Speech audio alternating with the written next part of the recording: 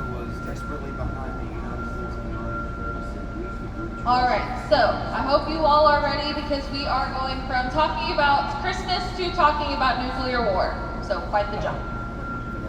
So on the screen, as I'm talking, there's going to be a short film that pops up. It's called Duck and Cover. Has anybody ever seen Duck and Cover before? Okay. So if you have not, Duck and Cover was a propaganda film they sent out to show school-aged children to warn them about a nuclear war. This was during the Cuban Missile Crisis, and at this time, everybody in the United States were being urged to build these fallout shelters at their homes. At the same time, our cavern was being looked at as the largest fallout shelter here in the state of Kentucky.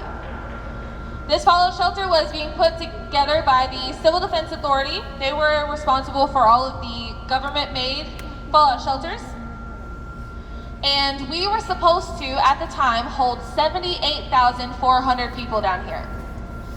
10,000 of those people were military personnel from Fort Knox, and the other 68,000 were people deemed essential. Anybody who could help jumpstart society after a nuclear war. All these people would have got a letter sent to their homes, but this was not an invitation type of letter. It was a letter telling them it was their civic duty to be here in this cavern, and if they did not follow those orders, they would be physically removed from their homes and brought here. Now, we don't know who all got this letter. It's still an ongoing and very confidential list, but we knew of a couple of people. One of those people is Mr. KFC himself, Colonel Sanders.